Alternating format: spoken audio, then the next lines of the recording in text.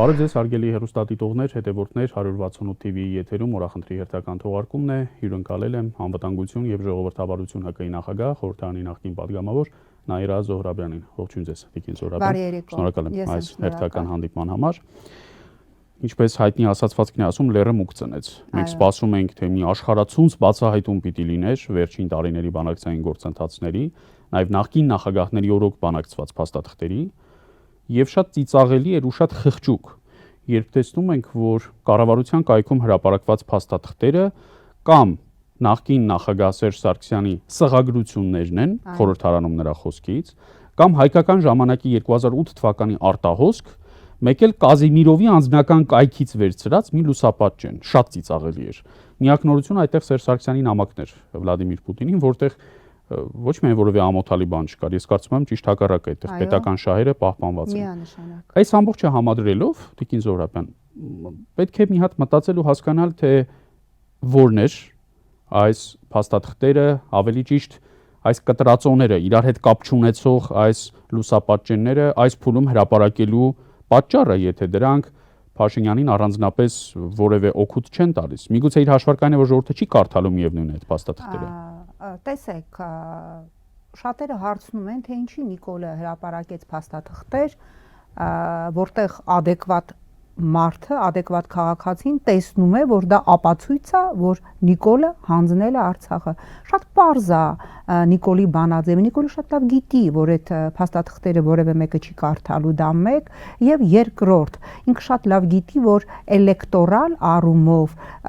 փաստաթղթերի հրապարակումը, Արցախի թեման, հանձնված Արցախը, առաջիկայում Հայաստանի Հանրապետության սուվերեն տարածքներից հանձնելը ցավոք սրտի, ես սա մեծագույն ցավով եմ ասում, էլեկտորալ առումով որևէ կերպ չի ազդելու, որովհետև մենք այսօր ստացանք 18-ի դագաղներով իշխանազավթումից հետո մեծի մասամբ մի այնպիսի հասարակություն, որը պատրաստ է դուրս գալ իրան ճղել իր խաղողի թուփի համար, դուրս գալ իրան ճղել, որ իրան մեքենան 2 ժամ ավել է կանգնել Բավրայում, բայց երբևէ հայրենիքի հանձնումը, Արցախի կորուստը այդպես էլ չի դառնալու օրակարգ։ Նիկոլի ֆիշկան երևի թե նա է, որ ինքը ֆանտաստիկ գիտի այս հասարակությանը, ֆանտաստիկ գիտի այս ժողովրդին եւ գիտի, որ այս ժողովրդին ինքը կարա խափի ու տացնի ասֆալտ, այսօր գնացեք հերավոր գյուղեր, հարցնում ես ինչ է արել Նիկոլը, որի համար դու շարունակում ես գոռալ Նիկոլ, պատասխանը մեկն է, այս ասֆալտը, ինքը շատ լավ գիտի այդ կետերը, հա, մանուալ թերապևտի նման ինքը շատ լավ գիտի հասարակության այդ սեգմենտի կետերը եւ ամեն այդ կետի վրա ինքը բիտումներով այդ ասֆալտը լցնում է։ Բայց մյուս կողմից էլ նույն այդ ժողովրդին ինքը վիրավորում է շարունակաբար, անարգում, ստորացնում, հեգնում։ Օրինակ ասում է թոշակառուի թոշակը չենք բարձրացնի, որովհետև նա չգիտե թե ինչպես ծախսել այդ թոշակը։ Այդ նույն մարդը մյուս ականջով դա էլ է, չէ՞ լսում Տիկին Զոհրաբյան։ Տեսեք, համաձայն եմ ձեզ հետ, եթե հիմա դնենք Նիկոլի ելույթները ազգային ժողովի ամբիոնից, ընդդիմադիր Նիկոլի, նույն թոշակի հարցով ոնց էր բղավում թոշակները բարձրացրեք, կանաչին սխտորը գրկած եկել էր ազգային ժողով, ասում էր սխտորը, կանաչին, միսը, այսօր այն սխտորը, որը իր ասած ժամանակներում կիլոգրամը 700 դրամ էր, այսօր այդ սխտորի կիլոգրամը տեղական սխտորինը 4000 դրամ է, պարսկական սխտորինը 3500 դրամ է, այսպիսի խայտարակ գնաճ չկա։ Թոշակառուները այսօր ես ձեզ թիվ եմ ասում, բնակչության 58.6%-ը հարցում արվել դեկտեմբերի վերջին ընթരാճ, որ պիտի վճարեն կոմունալ վարձերը, 58.6%-ը ասել է, որ իրանք շատ մեծ դժվարությամբ են կարողանալու այդ կոմունալ վարձերը վճարել։ Այսօր խայտարակ եւ կանգնում թոշակառուներին ասում է, այդ 10000 դրամը խիտ անգձես, որտեվ դուք չեք իմանալու դրանք որտեղ ծախսել, դա կուղենք ապահովագրությանը, երբ որ հետաքրքրության համար ես հետաքրքրվեցի, թե այդ ապահովագրությունը ինչն է փակելու, սա խայտառակություն է։ Հիվանդությունների 70%-ը չի փակելու, 30%-ի մեծ մասն էլ փակելու է, թոշակառուներին չի վերաբերում եւ ասելու են համաֆինանսավորմամբ, այսինքն մի հատ արյան անալիզ է փակելու, արյան ընդհանուր անալիզ, այն էլ հատուկ հորմոններ, ասենք եթե ուզենաս, ես չգիտեմ, այնտեղ խոլեստերին է եւ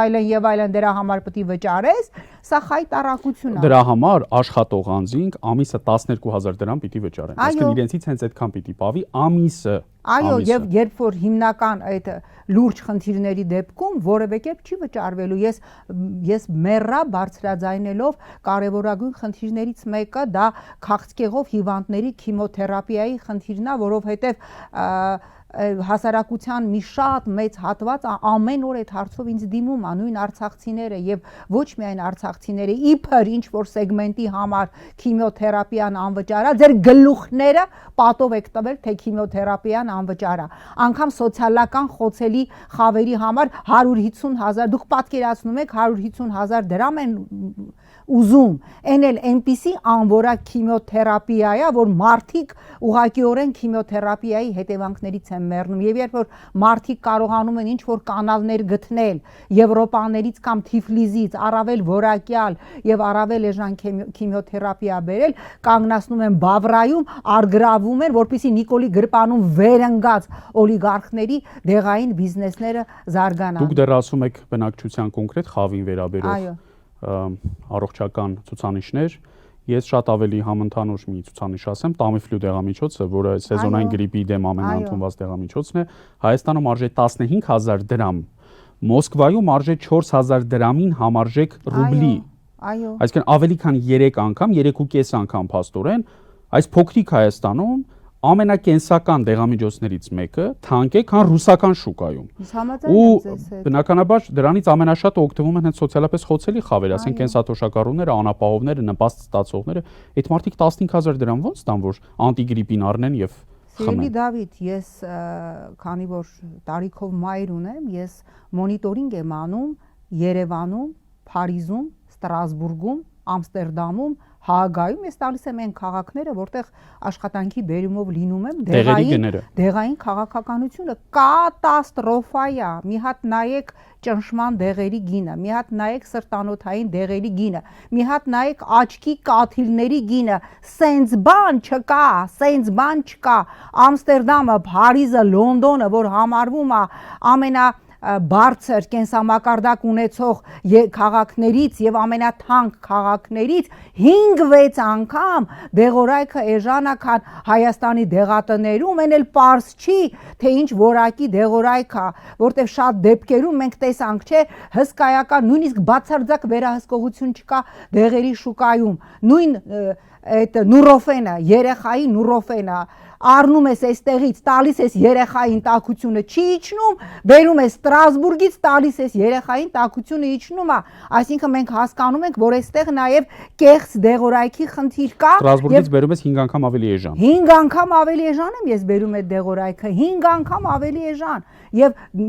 անգամ որակի խնդիր կա, այո, սա կատաստրոֆա է։ Մենք սոցիալական խնդիրներից ենք խոսում եւ ճիշտ ենք անում։ Իդեպ մեր զրույցներում մենք որպես կանոն հենց քաղաքական զարգացումներից ենք խոսել ձեզ հետ միասին, բայց սա էլ է շատ կարևոր եւ առաջնահերթը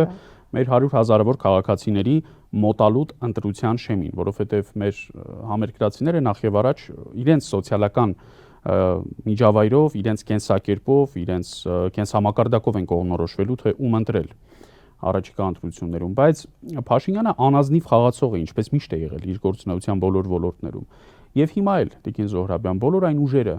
որոնք այլընտրանքային առաջարկներ ունեն, որոնք պատկերացումներ ունեն, թե ինչպես կարելի է ապահովել մեր երկրի անվտանգությունը, բարձրացնել մեր քաղաքացիների կենսամակարդակը, զարգացնել տնտեսությունը, ինքը թիկունքից է հարվածում։ Ինքը երբեք չի կարող ուղղադեմ կանգնել, ուղղագիծ հարված տալ։ Դրա համար ինքը, ասենք, չի գրանցում օրինակ կուսակցություններ, բանտարկում է ընդդիմադիր առաջնորդներին կամ մեղսակցում է նրանց գնդակահարությանը, մենք արդեն նման նախադեպեր ունենք Փարաքարի համայնքապետի օրինակով, խլում է, բռնախլում է տիմերում ոչ ՔՊ-ական իշխանությունները, անասնագողության է գնում եւ վերցնում է մանդատները եւ փաստորեն փոխում է հարաբերակցությունը ձայների, ամեն ինչ անում է, որ հանկարծ հողը ոտքի տակից չգնա, ու ես ցավոք սրտի առավել քան մեծ վստահություն ունեմ, որ շատ ավելի մեծ պատրաստակամությամբ եւ ինտենսիվությամբ նա դա անելու է 26-ի ընտրություններին ընդառաջ։ Տեսեք, սիրելի Դավիթ, մենք չավարտեցինք, ես մի ռեմարկ եմ ուզում անել նախորդ թեմային իր հրապարակած փաստաթղթերի, ես նայում եմ ազգային ժողովում սենց իրան ճղում էր, ասում էր չկա, հնարավոր չի, ինքնորոշման իրավունք չէր լինելու, միջազգային հանրությունը սենց թոկը, սենց պավադոկը մեր վզից քցած մեզ տանում էր, չգիտեմ ուր եւ այլն, ընդամենը բերելու եմ, ցիտելու եմ Շոլցին, ցիտելու եմ Ալիևին, ԵԱՀԿ Մինսկի խմբի համանախագահներին, անգամ պատերազմից հետո 21 թվականին ԵԱՀԿ Մինսկի խմբի համանախագահները ընդունեցին հայտարարություն, որտեղ նշեցին, որ Լեռնային Ղարաբաղի խնդիրը պիտի կարգավորվի միջազգայինորեն ընդունված հիմնարար նորմերի վրա, նորմերը գիտենք, տարածքային ամբողջականություն, ազգերի ինքնորոշում, ուժի չկիրառում եւ սպառնալիքի բացակայություն։ 23 թվականին անգամ Նիկոլ Շոլց հանդիպման ժամանակ Շոլցը խոսեց ժողովուրդների ինքնորոշման իրավունքից։ Նիկոլը չխոսեց։ Նիկոլը լռեց 21 թվականի փետրվարին Ալիևը, երբ որ իրեն հարցրեցին, ինչ կլիներ արդյունքը, եթե պատերազմը չլիներ եւ պատերազմով դուք չվերցնեիք Արցախը, պատասխանեց շատ պարզ. Քելբաջարը եւ Լաչինը մշտապես կմնային հայկական եւ խնդիր էր դրված այլևս Արցախի անկախացման։ Եվ էլ բազմաթիվ ավելին, եթե հիշում եք, պատերազմից հետո Եմեն Եվրոպական միությունը հայտարարություն տարածեց, որտեղ առանցքային երկու ձևակերպում արեց, ասեց Լեռնային Ղարաբաղի հարցը փակված չէ եւ ինքնորոշման իրավունքը նշեց որպես կարևորագույն հիմնախնդիրներից մեկ, էլ չեմ խոսում Բելգիայի խորհրդարանի, էլ չեմ խոսում ԱՄՆ սենատի, էլ չեմ խոսում Ֆրանսիայի խորհրդարանի բանաձևերը, այսքանից հետո կանգնել ազգային ժողովի բարձրագույն ամբիոնից, ժողովրդին դնել էշի տեղ, կներեք, էշի տեղ եւ ասել միջազգային հանրությունը թոկը մեր վզին քցած անընդհատ մեզ ստիպում էր այս խնդիրը լուծել ադրբեջանական օրակարգով, գիտեք, ես չեմ զարմանում այլևս իր որևէ բարոյական գիծ հատելուց, որտեվ ինքը բարոյական բոլոր գծերի առումով անցել է տոչկը նիվազվրատան, հասկանում եք, բայց այսքան անամոթաբար ստել, ես չգիտեմ, երևի դիմենք Նոբելյան մրցանակ ստի, ես ասում եմ առանց հեգնանքի, ստի մանիպուլյացիայի Նոբելյան մրցանակ սահմանելուց, որտեղ ինքը մրցակից ընդհանրապես չի ունենալու։ Ձեր հիշեցումներին թույլ տվեք երկու այլ հիշեցում էլ ավելացնել եւ վերադառնալ իմ նախորդի հարցին։ Ջոզեֆ Բորել, Եվրամիության բարձր հանձնակատար, որը ընդունեց, որ Փաշինյանը առաջին հայ ղեկավարն է, որ Արցախը ճանաչել է Ադրբեջանի կազմում, այսինքն այստեղ նույնիսկ եվրոպական դիվանագիտությունն է խրախուսում սրան եւ ընդունում, որ նախկին որևէ առաջնորդ այդ քայլին չէր գնա, եւ ի վերջո որքան էլ մեզ համար ցավալի է Ալիևի ելույթները բռնազավթված Արցախից, օրինակ այս տարվա մայիսին Ստեփանակերտում մի այսպես կոչված մեդիա ֆորում էին անում, այնտեղ նաեւ վրացի լրագրողներ կան, որոնց հետ հայ մեր գործընկերները շփումներ ունեն եւ Ալիևը վրացի լրագրողներից մեկի ուղված հարցինի պատասխան ասաց, որ ադրբեջանական դիվանագիտությունը 30 տարի շարունակ պարտվում էր տարբեր միջազգային ատյաններում եւ բոլոր միջազգային կարևոր խաղացողների եւ Հայաստանի կարծիքները համընկնում էին, բայց Ալիևը ասում է, մեզ հաջողվեց ռազմադաշտով բեկել իրողությունները, այսինքն Ալիևն է ֆիքսում, որ ամբողջ համաշխարհային հանրությունը ու Հայաստանը եղել են նույն գծի վրա, իսկ Ադրբեջանը եղել է ապակառուցողական։ Ավելին, ես ինքս եմ Ստրասբուրգում մի քանի երկու անգամ Ստրասբուրգում, մեկ անգամ Բրյուսելում լսել Ալիևին եւ ինքը հստակ ակնարկել է, հստակ խոսել է այն մասին, որ ադրբեջանական դիվանագիտությունը պարտվել է 30 տարի, իհարկե ինքը դրա համար տարբեր ինչ-որ պատճառներ էր բերում, հայկական լոբին, հայ առաքելական եկեղեցին շեշտել է որպես հզորագույն լոբիստական կառույց եւ ասում էր մեր հիմնական թշնամիներից մեկը դա հայկական լոբին է, հայկական սփյուռքն է, այսինքն Ալիևը ինքը խոսել է, որ 30 տարի մենք պարտվել ենք Հայաստանին դիվանագիտական հարթակում եւ այո արձանագրել է, որ 30 տարի Հայաստանի եւ միջազգային հանրությունը գնում էին ունիսոն, այսինքն նրանց տեսակետները համահունչ են եւ պատահական չէ, որ 16-ի նոյեմբերին կառավարության ընդլայնված նիստում Ալիևը ասել է, որ միջազգային հանրությունը ինձ ստիպում է ճանաչել Արցախի անկախությունը, ավելին Ընդամենը 2 ամիս առաջ նույն Ալիևը հայտարարեց, որ միջազգային հանրությունը մեզ անընդհատ ստիպում էր նստել բանակցային սեղանին, որի արդյունքը լինելու էր Արցախի ինքնորոշման իրավունք, Արցախի ճանաչումը, բայց ես կարողացա ուժով այդ խնդիրը լուծել։ Հիմա սա ինչի մասին է խոսում, սա խոսում է, որ պարզ Արցախը հանձնել է Նիկոլ Փաշինյանը եւ այստեղ երկու կարծիք ելնել չի կարող, ինչքան էլ ինքը այնպիսի մարդ է, որ կարող է իմ կանաչ զգեստը նայի ասի սա կարմիր է եւ հասարակության մի սեգմենտի համար այս զգեստը կամ այս կոշիկը իրապես լինի կարմիր։ Մենք չենք կարող այդ հասարակության չգիտեմ աշխարհընկալումը փոխել, որովհետեւ ես ասել եմ նիկոլիզմը դա սեկտա է, դա տոտալիտար, վտանգավոր, անձին դեգրադացնող, կազմաքանդող սեկտա է։ Ես որպես լրագրող շատ երկար եմ զբաղվել կազմաքանդող եւ վտանգավոր սեկտաներով։ Հնարավոր չի այդ մարդկանց ուղեղը հիվանդ է։ Ես կարող է հիմա ծայրահեղացնեմ, վաղը որ Նիկոլը ասի գնացեք ձեր երեխեքին կերեք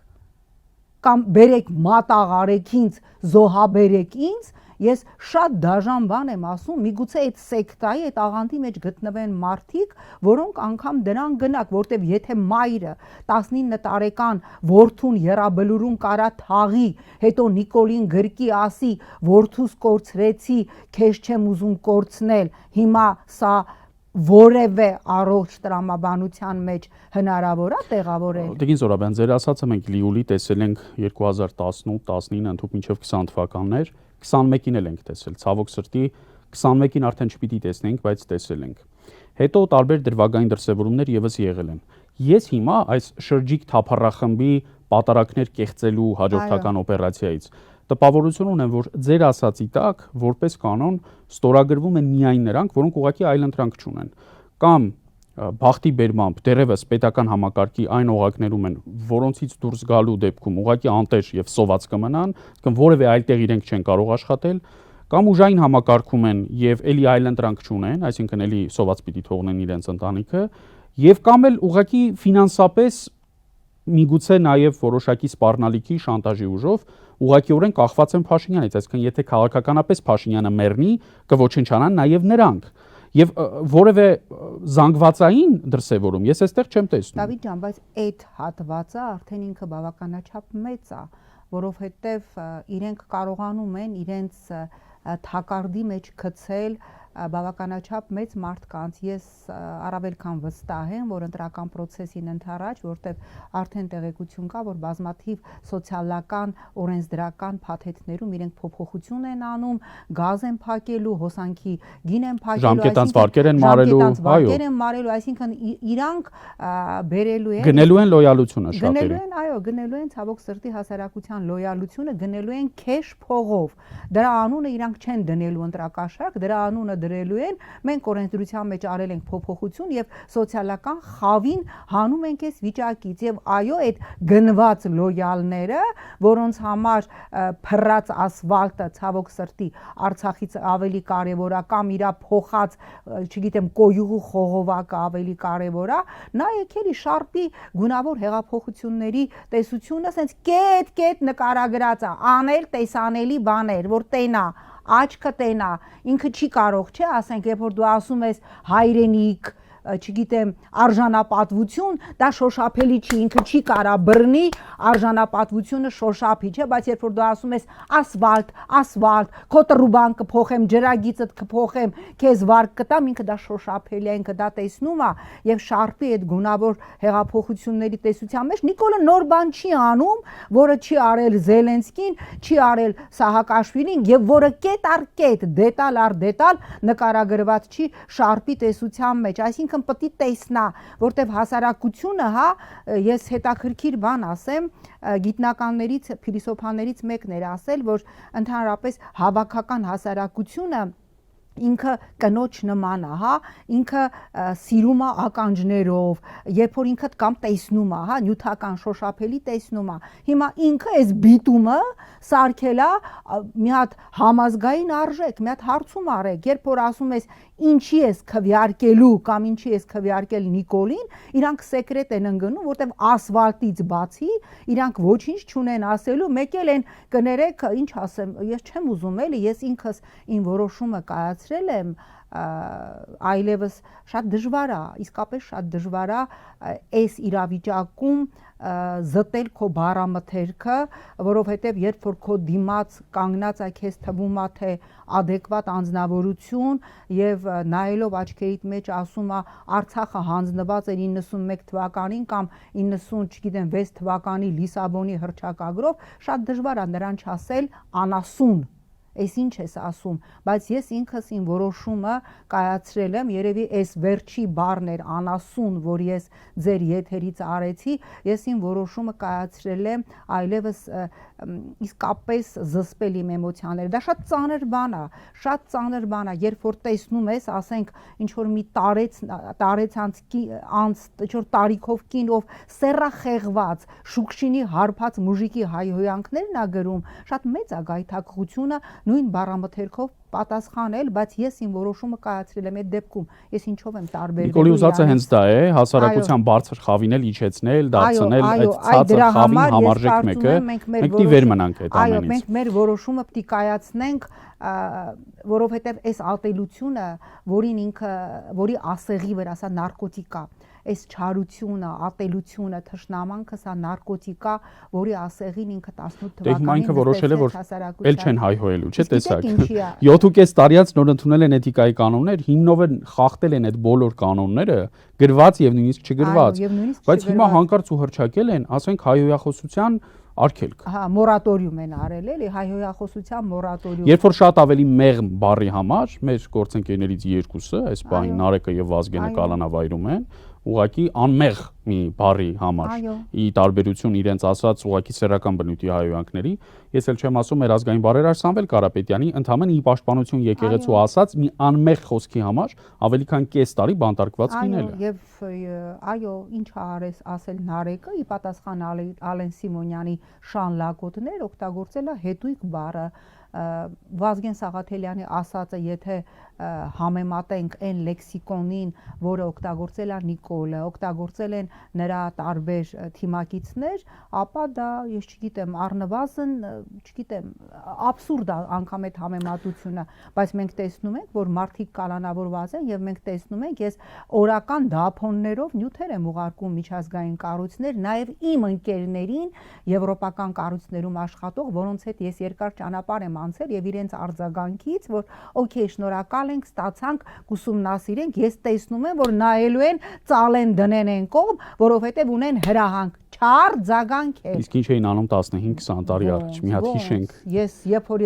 ես եմ հիմնական թիրախում Բանաձևերը Եվրոպայի խորհրդի խորհրդանական բաժնով, Համարբերգը որ գալիս էր, ստե Կոլումբիան եւ Պրեսկոտը, որ գնում են գաղութներ ստուգեն ճիշտ ժամանակին ստացան քաղբանտարկյալ հրճակված անձինք իրենց ճաշիկները։ Այո, ես եմ անձամբ այդ մարդկանց որպես Եվրոպական ինտեգրման հանձնաժողովի նախագահ Համերբերգներին, Պրեսկոտներին եւ մյուսներին ես եմ անձամբ ուղեկցել քրեակատարողական հիմնարկներ, բացում էին, կացան, տենան քրեակատարողական հիմնարկում, կարակը որքան է գծված, հատ հարցնում էին, փորիկը չի ցավում, դեղորայքը չի ժամանակին տալիս են թե չէ, եւ եթե 1-2 դեպք լիներ, որ ինչ որ մեկը, չգիտեմ, բունտ աներ, սաբոտաժ աներ, կամ 20 հատ զեկույց էին կազմվում, քիչ էր մնում իմ մազերը պոկեին, բմբլահան անեին, բայց այսօր մենք տասնյակի, 2 եւ մոտ 3 տասնյակի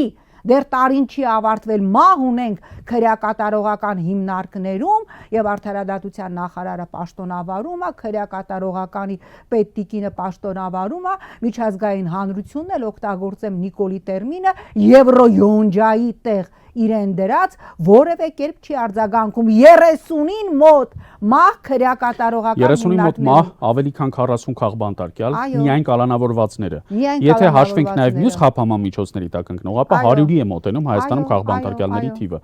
Իսկ օրեր առաջ ընկերներով փորձեցինք այդ մտավարժանք անել ու հասկացանք, որ ուղղակի դա անհնար է։ 2018-ից ի վեր, 18-ի մայիսի 8-ից ի վեր երբևէ անազատության մեջ հայտնված եւ հետո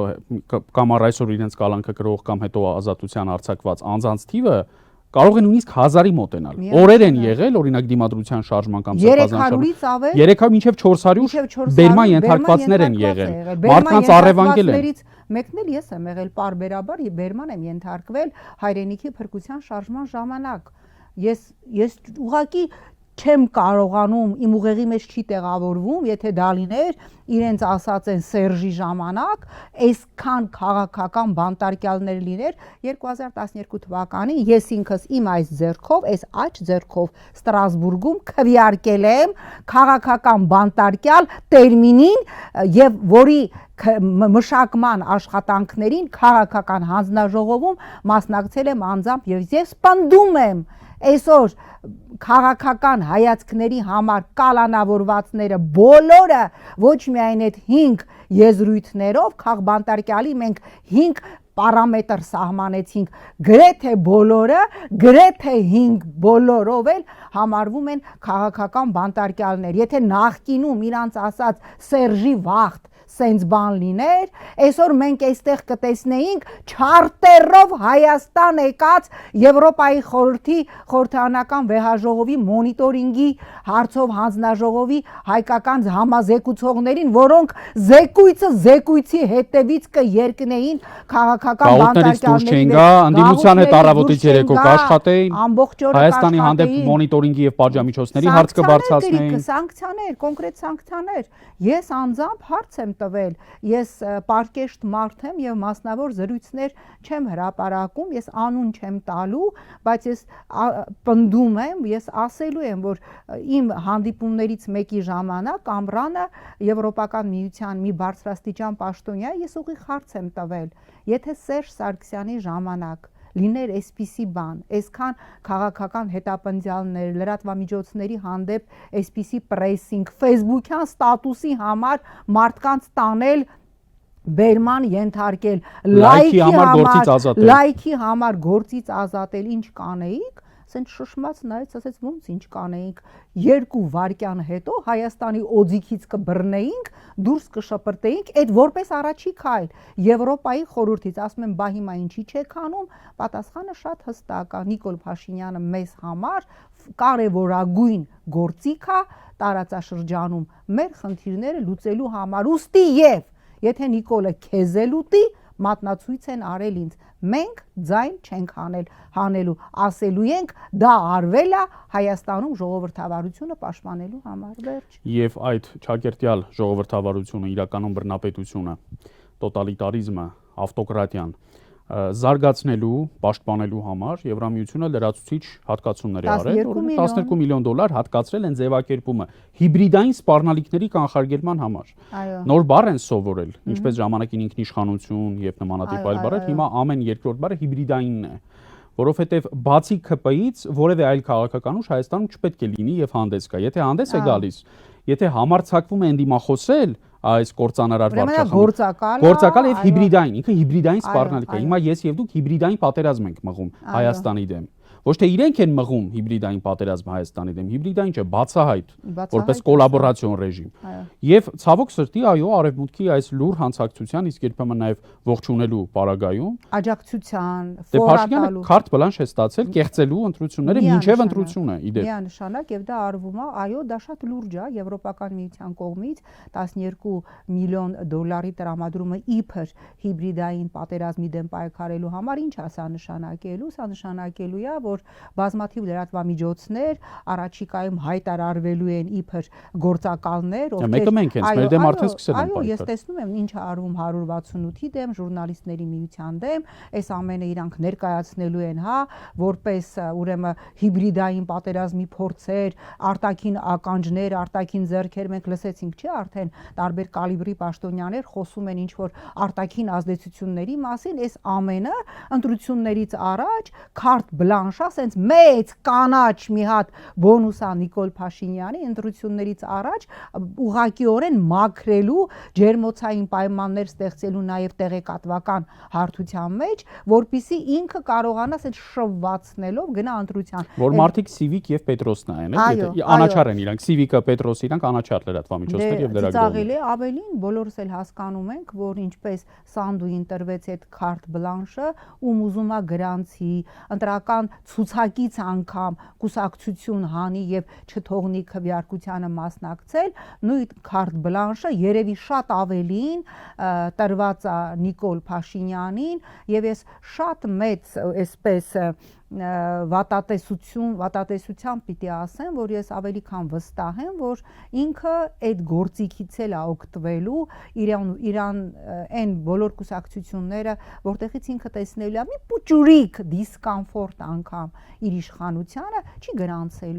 գրանցելու, որտեղ հիշեք, կարծեմ մի ամիս առաջ էր ինչ որ sense օթի մեջ ազգային ժողովում sense ռեպլիկի ռեմարկի կարգով հայտարարեց դե հələ պիտի նայենք, տեսնենք այդ արտաքին ֆինանսավորմամբ կուսակցությունները բան եւ այդ պասը վերցրեց Արամ Զավենի Սարգսյանը, ով ուղակի բաց տեքստով ասեց, որ այն կուսակցությունները, որտեղ կասկած կա արտաքին ֆինանսավորման, դրանք պետք է ընտրական process-ին չմասնակցեն։ Ամենաանարատը, որովհետեւ ամենաամբից հանրապետություն կուսակցությունը, այդտեղ մի հատ ձեռքներս դրանք խղճիներից ասին։ Նրանք արևմուտքից մի կոպեկ ստացել են, չէ՞ բացարձակ։ Նրանք անկախ, անաչառ, այդպիսի քաղաքական ուժերի կարիք ունեն։ Նույն Արամ Սարգսյանը, որ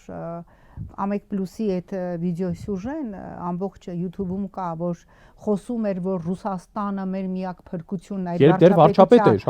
վարչապետության տարիներին, որ ոնց կարելի է, այսօր սենց ինչքան հնարավոր ոտ ունի, քացի ատալի Ռուսաստանին։ Ինչ ասեմ, սա է մեր իրականությունը, շրջված հայելիների իրականությունը։ Ես հիշեցի այն ակումբը, որը Նիկոլը ձևավորել էր սահմանադրության շրջանցմամբ 21-ի ընտրություններից հետո, բոլոր այն մարդկուսակցությունները, որոնք չէին անցել խորհրդարան, բայց փոշիացրել են ձայները հոգուտ իրեն, մեկը հենց Արամ Զավենի Սարգսյանը, պարբերաբար մոտ 2 տարի շարունակ ամենամսյա պարբերականությամբ գնում էին նրա մոտ։ Լևոն Շիրինյան, Դավիթ Սանասարյան, Նորիկ Նորիկյան, Մհեր Տերտերյան, Տիգրան Արձականցյան, Տիգրան Ուրիխանյան նույնիսկ նա էլ է մասնակցել։ Նա հիմա Հայաստանում ինչ որ անհասկանալի վիդեոներ է անում։ Հիմա այս ամբողջ ակումբը կամ այդ ակումբի անդամների մի մասը, լավ, նրանց նորից գործառնություն է տրվում, նրանց նորից նոր առաջադրանք է տրվում։ Նրանք նորից մտնում են քաղաքական դաշտ։ Իհարկե, ես ավելի քան վստահ եմ, որ առաջիկա ընտրություններին հսկայական թվով այդպիսի fake տեխնացուներ, fake ձայն փոշիացնող տեխնացուներ եւ կուսակցություններ են մասնակցելու, որովհետեւ նպատակը մեկն է հնարավորինս փոշիացնել ձայները, որpիսի հետո այդ անցողիկ շեմը չհաղթահարածների քվեները վերաբաշխվեն, ինչպես ենթադրում է մեր ընտրական օրենսգիրքը, առաջի տեղը ստացածը ստանալու է առավելագույն ձայնը, այսինքն մենք այսօր ես կարծում եմ մենք անընդհատ խոսում ենք Նիկոլ Փաշինյանի օրակարգից եւ ես ուզում եմ որ մենք խոսենք նաեւ ընդդիմության անելիքներից, որտեղ ես տպավորություն ունեմ, որ ընդդիմադիր բազմաթիվ ուժերի համար օրակարգը ոչ թե իշխանություն վերցնելն է, այլ օրակարգը ընդդիմություն լինելն է։ Նիկոլի ընդդիմություն լինելը այն հայտնի ֆիլմի նման «Մուժ назначил меня любимой женой»։ Սա շատ ես ցավով եմ ասում, որտեղ ես տեսնում եմ, որ կռիվը մանդատի համար է, թե ով խորհրդարանում քանի տոկոս կվերցնի, այսինքն ես չեմ տեսնում օրակարգ Նիկոլին հեռացնելու, ես չեմ տեսնում ճանապարհային քարտեզ Նիկոլին հեռացնելու, ես տեսնում եմ օրակարգ, ով քանի մանդատ կունենա խորհրդարանում, այսինքն եթե իրենք այլևս ի սկզբանե ընդունում են, որ Նիկոլը մնալու է իշխանության, իրանց կռիվն էլ ընդդիմություն լինելու համար է, պարզապես ով ավելի շատ մանդատ ունեցող ընդդիմություն կլինի։ Հենա ունենք այսօր խորհրդարանական ընդդիմությունների ինչ տարբերություն։ Մանդատափոխություն մեզ պետք չի, մեզ իշխանափոխություն է պետք։ Վերջ, ինձ անձամբ մանդատափոխություն պետք չի եւ ինձ համար այդ մանդատի համար կռիվ տվողները Վահագ Ալեքսանյանից, Լուլուից, Ռուբեն Ռուբինյանից եւ մյուսներից ոչ մի բանով չեն տարբերվում։ Որովհետեւ կեղծավոր են, որտեղ իրանց իրական նպատակը թաքցվում է։ Իհարկե, սա է ցավոք սրտի մեր իրականությունը։ Մենք պիտի նաեւ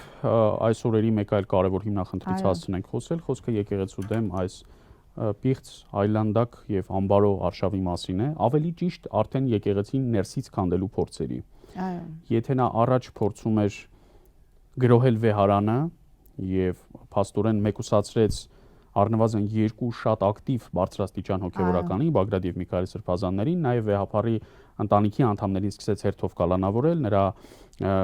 քրոջ որդին, ապա եւ եղբայրը եւ եղբորորդին այս պահին կալանավորված են, այսինքն նրա ընտանիքի 3 անդամ։ բայց ցավոք սրտի գտնվել են նաև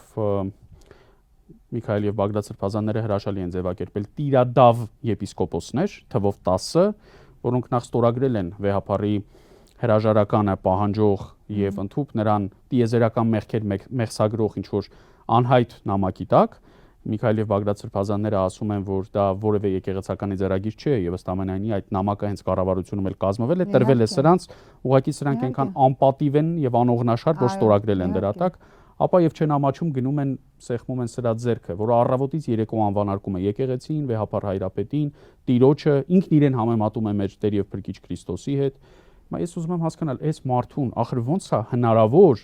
ձերք սեղմումային դարձնել Տիկին Զոհրաբյանին, վատագույն երազում ես չէի պատկերացնի, որ կգտնվի գետ մեկ եպիսկոպոս, որը դա կանի։ Տեսեք, ինձ համար զարհուրելի էր, այո, երբ այդ 10 եպիսկոպոս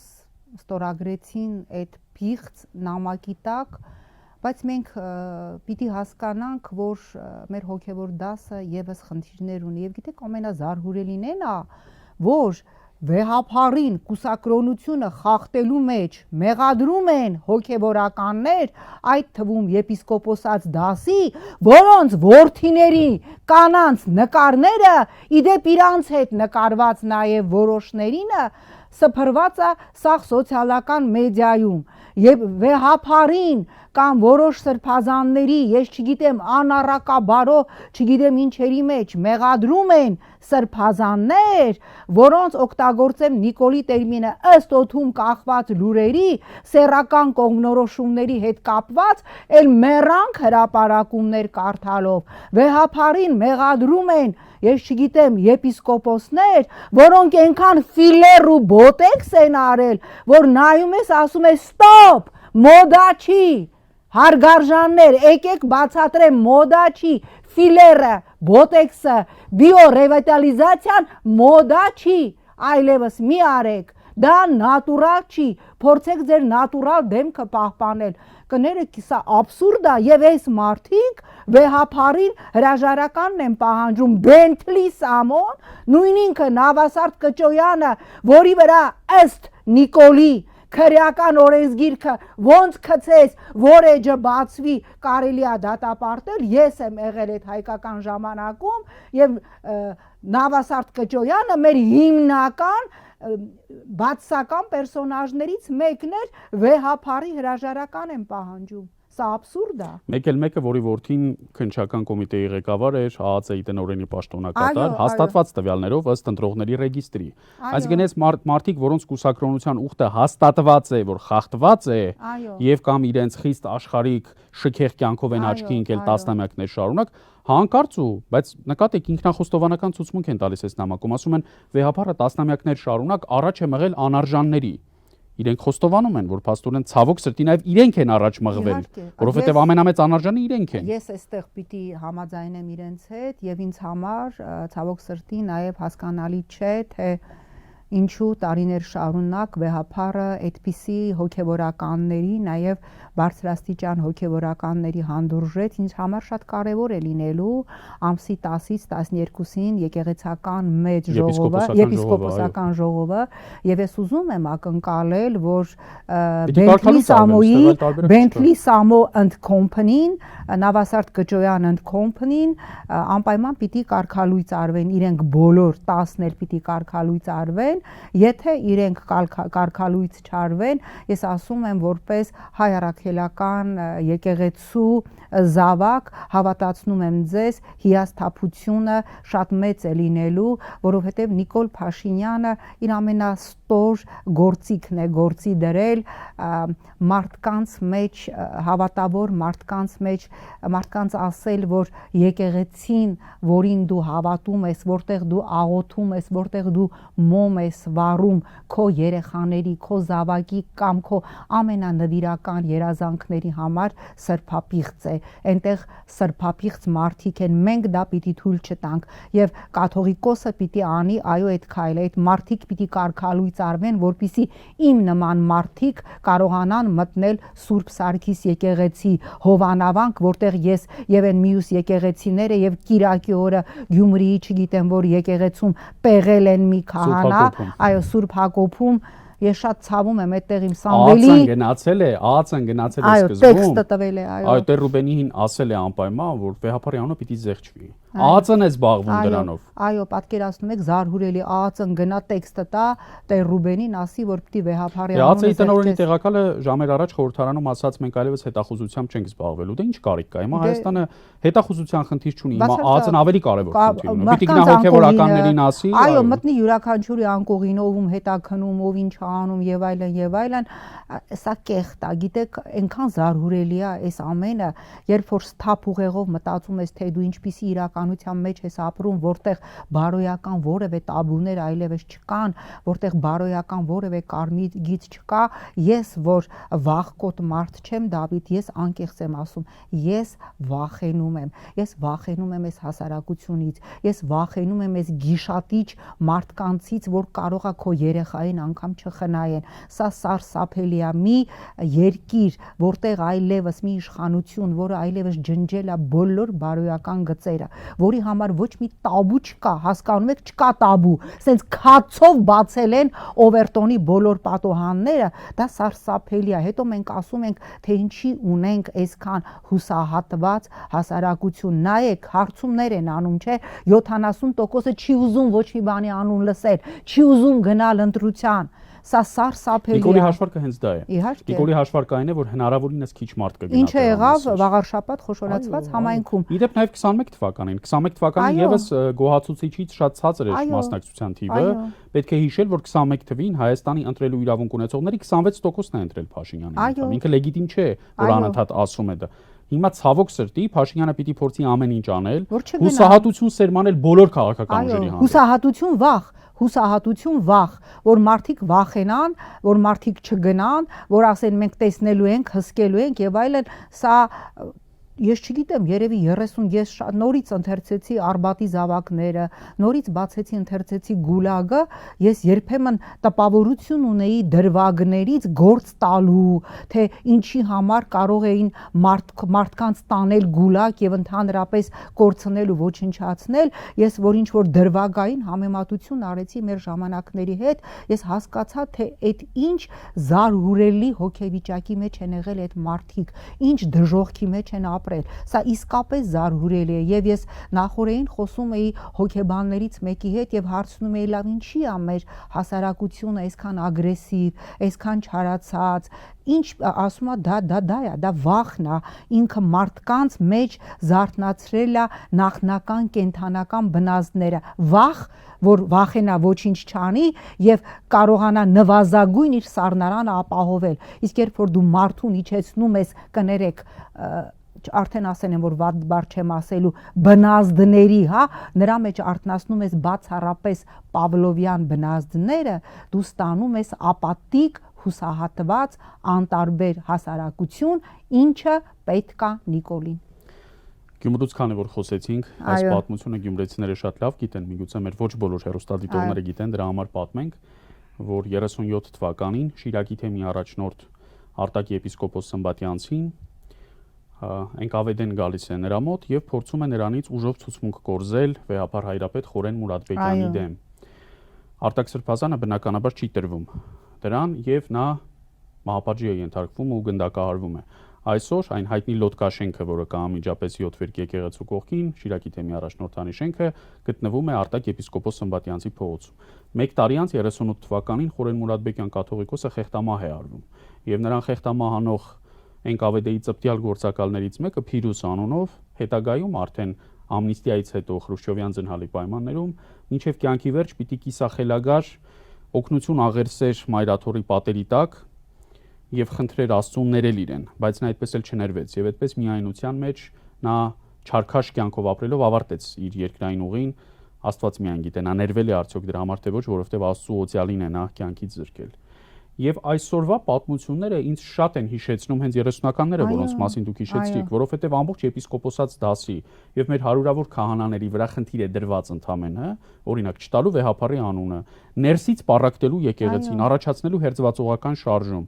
բայց նորից պիտի գանք նրան, որ մեր եկեղեցին շատ ավելի դաժան փորձությունների է դիմացել ու ես մեկն էլ պիտի անցնի։ Միանշանակ Դավիթ ջան, ես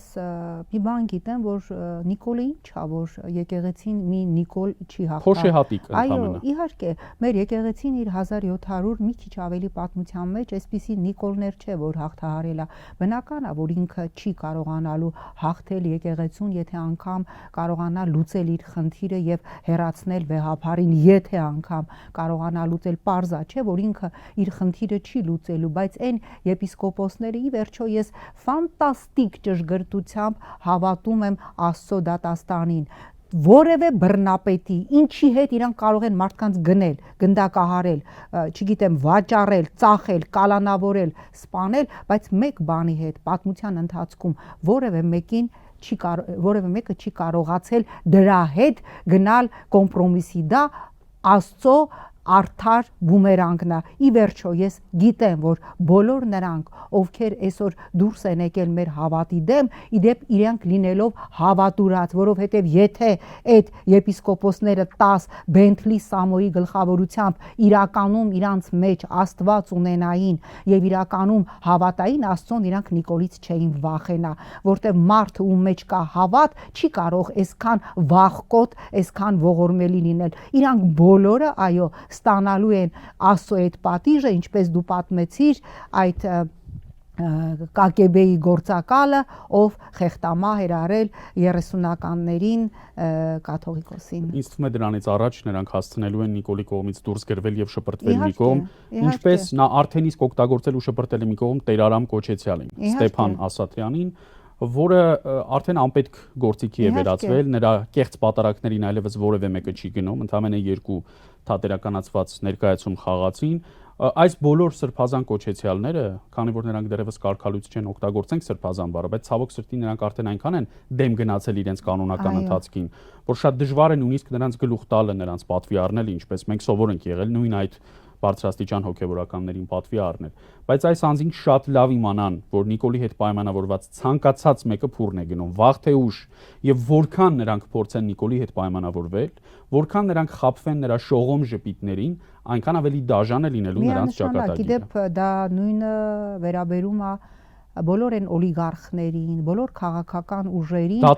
դատավորներին, այո, քննիչներին, ովքեր փորձում են կամ մտածում են, որ Նիկոլի հետ պայմանավորեն, իրենց բիզնեսը պահեն, իրենց քաղաքական երկարակեցությունը ապահովեն, իրանք բոլորը մի օր ամեն մեկը իր ժամանակին այսենց Նիկոլի մսաղացի մեջ դառնալու է սովորական ֆիլե։ Դա պիտի իմանան բոլորը։ Ախր այդ օրինակները այնքան շատ են, Տիկին Զոհրաբյան։ Դժվար է նույնիսկ ես հիմա գործարար ասացիք, ասենք ես մի անգամից հիշեցի Պատրոն Դավիթի օրինակը, որ մեր բանակի հիմնական մատակարարներից էր, պատերազմից հետո բանտարկվեց տարիներով։ Դավիթ Տոնոյանը կամ ասենք Հունան Պողոսյանը, որ դմդմփու էր անում, Դավիթ Սանասարյանը եւ այլ, այսինքն հարյուրներով կարելի է այդ անունները թվարկել, որոնք բոլորը անհրաժեշտ պահին օգտագործվել են Փաշինյանի կողմից, ցավի սիրտ, Օնիկ Գասպարյանը, որը մինչև վերջ վճռական գործողության չգնաց, երբ որ ժողովուրդը սպասում էր, բանակներ սպասում։ Եվ ուր այսօր Օնիկ Գասպարյանը։ Վաղը Արայիկ Հարությունյանը ամենացավալի օրինակը։ Աստված նրան եւ մեր մյուս բոլոր պատաններին վաղաժամ ազատ արձակում տա եւ հայրենադարձում։ Իսկ Արայիկ Հարությունյանը մեր արդարադատության առաջ շատ հարցերի պիտի պատասխանի։ Բայց Արայիկ Հարությունյանը մինչև վերջին պահը հանցակցում էր Նիկոլին։ Երբ դիմադրության շարժման ժամանակ մենք այստեղից արցախցիներին հարցեր էինք ուղղում, թե ինչու դուք այդտեղ չեք ինքնակազմակերպում, չէ՞ վերջը, չէ՞ որ վերջո սա նաև նախ եւ առաջ ձեր հարցն է, ասում են Արայիկ Հարությունյանը արգելել է մեզ։ Ուր է հիմա Արայիկ Հարությունյանը։ Նիկոլը մտածում է այսօր նրա մասին։ Բացարձակապես ավելին հիշում եք Նիկոլը ինչ ասեց երևի մի 2 տարի առաջ, հենց այդ մարդիկ, որ կալանավորվեցին, ասեց մենք տեսա ձայնագրություններ ունենք, որ եթե նրանք գային Հայաստան, ինչ հեղաշրջում էին իշխանության դեմ պատրաստվում անել, եւ այո, ես շատ ուզում եմ, որ մեր բոլոր ռազմագերիները, այդ թվում Արայիկ Հարությունյանը վերադառնա, բայց Արայիկ Հարությունյանը հայկական Նյուրնբերգում տա Աստված իրենք բոլորը վերադառնան, բայց հայկական Նյուրնբերգի առաջի շարքերում պիտի նստի, բայց այստեղ ոչ թե Բաքվում։ Միանշանակ Ես նաև հիշում եմ, որ նա 23 հոկտեմբերին Արցախը նոր էր ընկել, ասաց մենք նշաձողը իջեցրինք, Արցախում նշաձողը բարձրացրին։ Հիմնովին սուտ, որովհետև Արայիկ Հարությունյանը անում էր ճիշտ այն, ինչ Փաշինյանը այստեղից թելադրում էր, բայց Փաշինյանի անբարոյականության աստիճանը բավում է այնքան, որ նա խոսում է այն անձանց մասին, որոնք իրեն օբյեկտիվորեն հակադարձելու հնարավորություն չունեն։ Նրանք Բաքվի կալանավայրում են եւ չեն էլ կարող իմանալ, թե Փաշինյանը իրենց մասին ինչ է խոսում։ Ռուբեն Վարդանյանի։ Բայց քանի որ նրանք արդեն մեկուսացված են, չեզոքացված են, խնդիրը եւ վտանգը չեզոքացված է իր համար։ Հիմա շատ հանգիստ կարող է արդեն մեղքը բարթել նրանց վրա։ Եվ ցավալիորեն հիշում եմ նաեւ Պուտինի 2 տարի առաջվա 23 դեկտեմբերի իր մեծ ասուլիսում, երբ ամեն տարեվերջին տալիս է այդ թեմայով նրան ուղված հարցին իր պատասխանը, երբ ասաց, որքան ես հասկանում եմ, Հայաստանում էլ առանձնապես ուրախ չեն լինի այդ մարդկանց տեսնելու։ Այո, դրանից ավել, այսինքն դա օգտագործվեց հնարավորինս դիվանագիտական լեքսիկոն։ Ինչի մասին է խոսքը։ Ես Պուտինը չի պիտի ասեր, որ ես իմանայի, ես ինքս երբ որ միջազգային իմ հանդիպումների ժամանակ բարձրացնում եմ, իսկ ես մշտապես բարձրացնում եմ մեր ռազմագերիների հարցը, ես այս պահին 2 օրակարգ ունեմ միջազգային հարթակներում ռազմագերիներ եւ Արցախի մշակութային ժառանգություն, որը վանդալաբար ոչնչացվում է։ Ես խելագարվում եմ, երբ որ միջազգային հարթակներում մտնում եմ եւ իմ սեղանին էլ դնում են այսենց մի հատ հաստափոր գիրք, հենց նոր տպարանից դուրս եկած իդեպ եվրոպացի իբր գիտնականների հետազոտողների արևմտյան Ադրբեջան մշակութային ժառանգությունը ամբողջը աղվանականը ֆանտաստիկ աշխատում են։ Այսօր միջազգային որ հարթակը մտնում ես օրակարգը 300,000 ադրբեջանցիների վերադարձ եւ իրանք այդ ամենը ներկայացնում են միջազգային իրավունքի ամենազգայուն նորմի տակ հայրենադարձություն մարդկանց իրանց հայրենիք իրանց ծննդավայր վերադառնալը, որը միջազգային հանրության համար ամենալեգիտիմ իրավունքներից մեկն է։ Իրավունքների վերականգնում, իրենց սրբավայրեր իբր։ Այո, իրանք կարողանում են աշխատել։ Եթե մի քիչ բարոյականություն ունենային, եթե իրոք սրբազան են, դրանով կզբաղվեին։ Արցախի մշակութային քրիստոնեական ժառանգության հարցերի մասին կխոսեին։ Որևէ անգամ չեն իրենց դեմ կոմպրոմատների։ Այո, եւ երբ որ այդ միջազգային հարթակներում ես բարձրացնում եմ ռազմագերիների հարցը, ինձ հարցնում են դու Հայաստանի իշխանություն ներկայացնում ես, ասում եմ ոչ, ասում են ձեր իշխանության օրակարգում նման հարց չկա, վերջ, եւ ամեն ինչ փակված է։ Ու հիշում ենք, որ Արցախի թեմի առաջնորդ Կոչեցյալը գնում է այդ ամբարով, ամոթել չի անում։ Իհարկե, փոխանակ զբաղվի Արցախի ժառանգության պահպանման հարցերով։ Այո, վրթանես սրբազան, քանի դեռ սրբազան եք եւ ես ակնկալում եմ եւ հույս ունեմ, որ առաջիկայում կարգալույց կարվեք։ Բա Արցախի մշակութային ժառանգությամբ զբաղվեք, որը սենց բուլդուզերով դրված ոչնչացվում է։ Օրական մի եկեղեցի ու մի պատմամշակութային կոթող է քանդվում Արցախում։ Ամեն ինչը այլակերպվում է եւ միջազգային բոլոր հարթակներում գիտեն այլևս թե դրանք աղվանական մշակույթ են եւ այդտեղ արցախյան հայկական որևէ բան չկա, դրանով զբաղվեք, ոչ թե գնացեք Նիկոլ Փաշինյանին պակլոն տվեք։ Ինչ ասեմ։ Ես շատ շնորհակալ եմ այս կարևոր զրույցի համար եւ այն հույսը, որ հայտնեցիք եպիսկոպոսատ ժողովի հնարավոր ընդունվելիք հայտարարությանը կամ որոշմանը ես էլ եմ միանում ու անկեղծորեն իբրև եկեղեցու խոնար զավակ ես եւս ունեմ այդ ակնկալիք, որովհետեւ այս մարդկանց ես չեմ ուզում տեսնել իմ եկեղեցում։ Նրանք այլևս չեն կարող պատարակիչ լինել, թեմակալ առաջնորդ լինել, նրանք չեն կարող կարգի մեջ լինել։ Ես չեմ կարող մտնել այն եկեղեցիները, որտեղ իրենք են այլևս պատարակ վարում։ Այսինքն իրանք այլևս ինձ համար ներուկապաժատնի են, ես հայերեն ձերքսեղմումային չեն։ Ձերքսեղմումային չեն, այո, եւ այդպեսին պիտի լինեն բոլորիս համար։ Շնորհակալ եմ շատ։ Ես եմ շնորհակալ։ Զրուցում էի Համատանգություն եւ ժողովրդավարություն ՀԿ-ի նախագահ, խորհրդարանի նախկին պատգամավոր Նայրա Զոհրաբյանի հետ։ Սա Օրախնդիրներ 168 TV եթերում կհանդիպենք հաջորդ շաբաթավերջին։